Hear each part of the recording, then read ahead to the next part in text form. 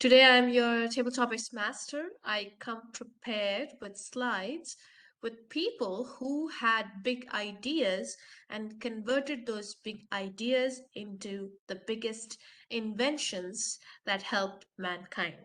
So my questions today will be based on big ideas that became biggest inventions and something along the lines I will be asking you to answer a question in 2 minutes. A table topics enables you to come up with the answer on point, impromptu, and can be used in several places. So I will start with sharing my slides and presenting the question in the chat.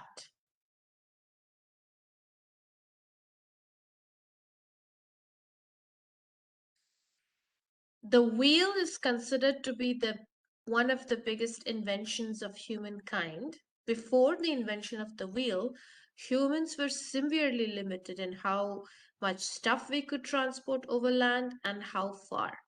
But apparently, the wheel itself was not the most difficult part. It was finding a way to connect the wheel to something rotating in order to be able to move. So the wheel in axle was the big idea. What is one thing that helped wheel your career or business in motion? What is one thing that has helped wheel your career or business in motion? Shelley.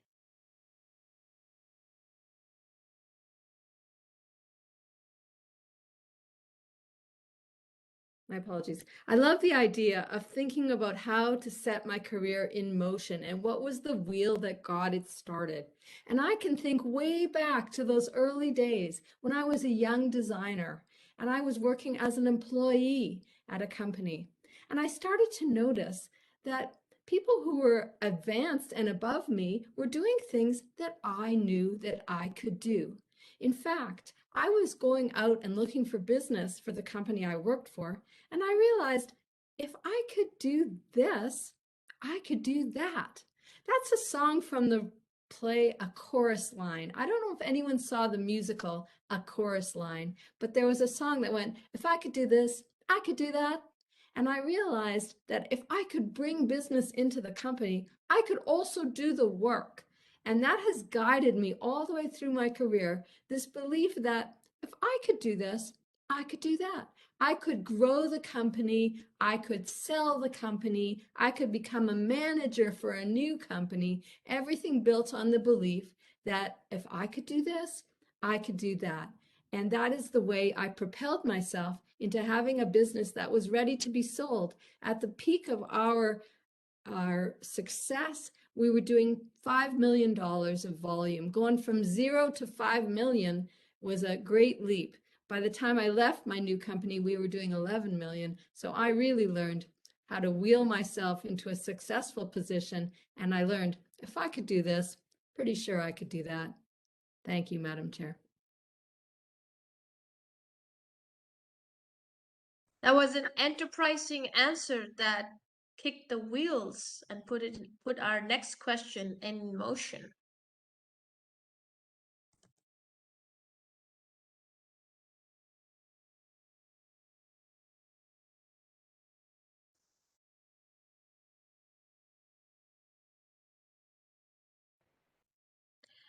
Though several inventors did pioneering work on making electronic voice transmission, uh, many of whom later filed intellectual property lawsuits when telephone use exploded, it was Alexander Graham Bell who was first to be awarded as a patent for the electric telephone in 1876. Those days, the telephone was an invention to connect people through voice. Similar to the telephone, what helps us connect with people in modern times? Similar to telephone, what helps us connect with people in modern times?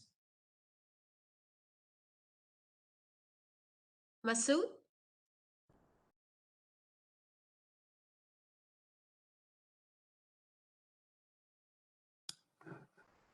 I love the fact that your topics around big ideas are about communication too. As I said, I really love that. That's why I rose my hand. Communication is the key for us human beings. The fact that we talk, we listen, and we act and bring the conversation into, or in fact, we manifest. That's the concept of the big idea of the telephone.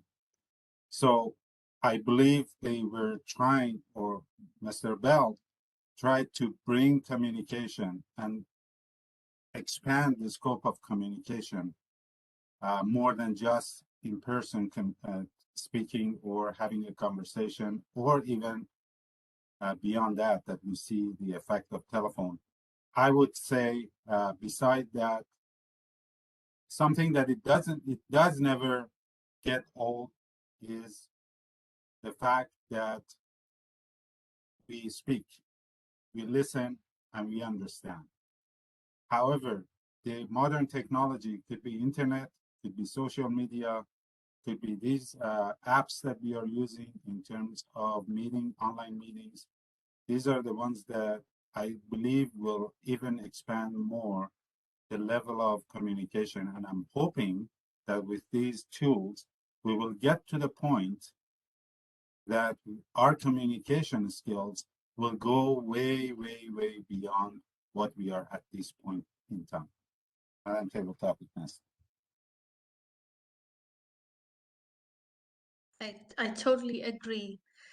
With the tools, we've just now discovering how to use that voice to understand each other better and listen more than talk. That was great. My next question, and this is going to be very interesting, not that the other questions were not, is about paper, and it could be a controversial question. So the paper was first invented about 100 BC in China, and since then has been indispensable in allowing us to write down and share our ideas. That could be that could be debated. I know. I see you iPad users. So my question is, do you prefer to read an ebook or a physical book, and why? Do you prefer to read an ebook or a physical book? If so, why?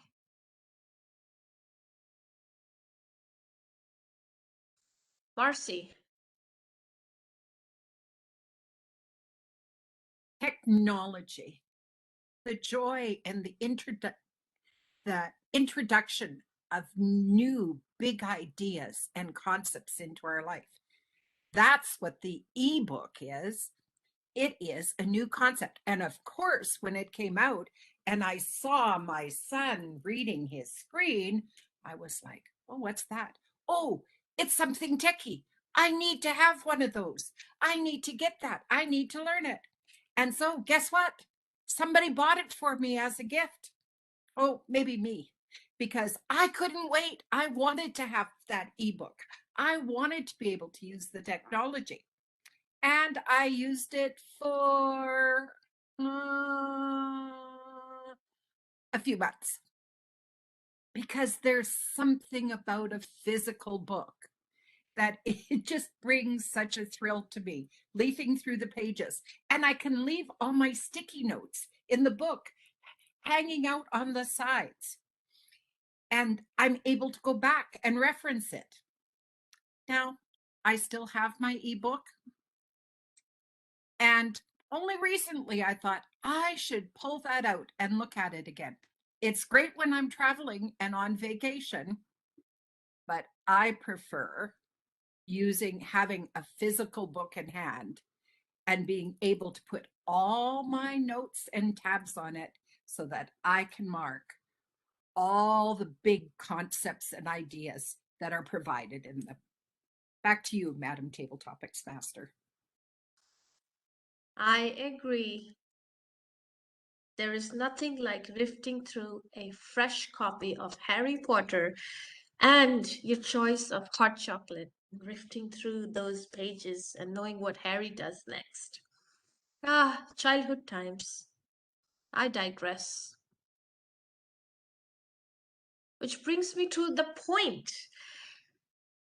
Nails. Without nails, it's felt that civilization would crumble because there's nothing them to hold. So this key invention dates back more than 2000 years ago to the ancient Roman period and became possibly only after humans developed the ability to cast and shape metal. So one thing led to other. We learned how to cast and shape metal. The nail was discovered. Before that, wood structures had to be built by interlocking adjacent boards geometrically. I can imagine what a tough nail that was. What are three household things similar to a nail that you cannot live without? What are three household things that you cannot live without?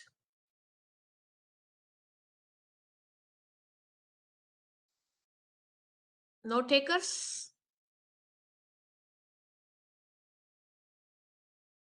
I'll go with Richard. Oh, Tanis. Tanis has her hand up. Unless Richard wanted to go first, I don't know. Me or Richard? Tanis, it's you. Okay. Three things in my household I can't live without. The one that sticks out to me immediately was, and this is because maybe I'm a millennial, but my cell phone. Because there was the one occasion where I potentially could have lost it, and that's my only means to connect immediately to my family, my brother, my parents. They may be in the same city, but we keep in touch with each other on a regular basis. And the phone is kind of one of the first things to quickly message in. It's a mine or a primary thing I need to have on me at all times, and charged. That's important. The second thing I find that would be a huge necessity is obviously food, keeping a full stock on them, because without food, we can't nourish and prosper with everything we need to do in day-to-day life. Preferably healthier food than junk food, but I digress. As for the third thing, I like to deviate away from household and say as a whole necessity, I say family, because they live in the same household as you. Be it if it's your brother, which is in my case, or my parents who live nearby at a different house, to maintain those connections or to see each other on a regular basis, be it at their household or my household. It's that connection I feel is that not just a want, but a need in order to build out that foundation, be it as a child or even as an adult, still figuring out of what your goals in life are, that you have someone to fall back on for suggestions, feedback, big concepts that you can use for your own future. Those are my three things that I would need to incorporate into my own life I can't live without. Thank you, Tanis, for that comprehensive answer. I quite enjoyed your response. It's created a kind of electricity in the air, which leads me to my next question. Electricity. The utilization of electricity is a process to which a number of people and bright minds have contributed over thousands of years, going all the way back to ancient Egypt and ancient Greece. The 18th century American Renaissance man Benjamin Franklin is generally credited with significantly furthering our understanding of electricity as it is today, if not its discovery. What can I say? It takes a million minds to get the electricity working, just like it takes more than two engineers to get an electric bulb working. What was a light bulb moment you have had of late? What is a light bulb moment you have had of late? Lisa. As many of you know, I have shifted gears a little bit through my career over the past 15 years. I actually started as an electrical engineer, and then it wasn't a great fit for me, so I went back and became a teacher. around that time, I decided that it was time to start a family. So then I stopped working full time and stayed at home to raise 3 wonderful children. Now that they're all back in school, I find myself with a bit of time, and my current passion is all about healthy living. What healthy food is, how to cook it, and sharing that knowledge with other people. So I have an online business, and I have been going through the toils and struggles of how to get that to work. My big light bulb moment was understanding that just because I have created an online program doesn't mean that people are going to magically show up and purchase my program. I need to connect with people. I need to figure out who my crowd is, connect with them, and create a conversation so that they can know, like, and trust me, and know that I've got their back, and the information that I have, I can connect with them in a unique way so that they can get the results, which for me is that foundation nutritional knowledge and having fun in the kitchen and creating a system that will help them. And that's been my light bulb moment, is slowing down, creating connection, and communicating with people, and the sales will come, and understanding that. So that is my current spark in life. What a aha moment. And that, of course, use connection, communication, and the power of online business. That leads us to the last question. Internet. Internet, which enables millions, if not billions, of people to conduct their business online. It really needs no introduction. However, the internet, as we know, the global system of interconnected network, countless people helped develop it, but the person most often credited with its invention is Lawrence Roberts. Do you think internet has helped us or harmed us, and why? Do you think the internet has helped us or harmed us, and why?